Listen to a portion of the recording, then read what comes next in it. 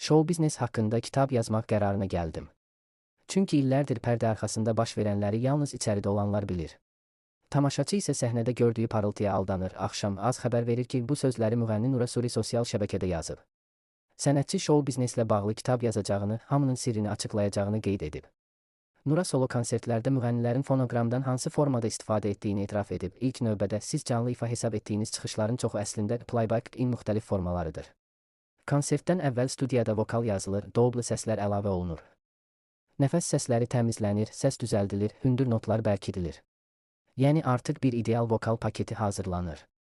Konsertdə isə həmin paketin üzərinə canlı oxunur ki, səhvlər, deton, nəfəs çatmaması, yorğunluq eşidilməsin. Bu proses o qədər ustalıqla həyata keçirilir ki, tamaşaçı bunun playback olduğunu heç vaxt hiss etmir. Çünki mikrofonun içində belə xüsusi effektlər olur. Pulun varsa, konsert günü səhnəyə əlavə aparat gətizdirirsən, səs rejissoru da həmin anda ifanın üzərinə reverb, delay, harmonizer və digər effektləri qoyur. Tamaşaçı isə düşünür ki, bu nə gözəl canlı səsdir. Söhbət bununla da bitmir. Konsert yazısı YouTube və televiziya üçün hazırlananda proses yenidən studiyaya qayıdır. Bütün alətlər, vokallar, hətta zaldan gələn alqış-küy də ayrıca təmizlənir. İfaçının səsi səs proqramlarına salınır, notlar düzəldilir, çatışmayan yerlər yenidən oxudulur və montaj olunur.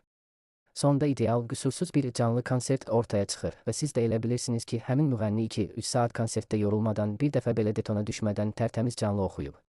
Mən isə illərdir bu proseslərin içindəyəm və yaxşı bilirəm ki, həqiqət tam başqa tərəfdədir.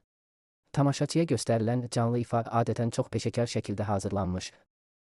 Lakin bir o qədər də manipulyasiya olunmuş səsdir. Bu kitabda bütün bunları, həmçinin səhnə arxasındakı intriqaları, konsertlərin necə qurulduğunu, hansı müğənninin kimləri pulla qabağa çəkdirdiyini, kimlərin kimə qarşı qapı arxasında kampaniya apardığını, pərdə arxasında hansı mübarizələrin getdiyini açıq şəkildə yazacağam.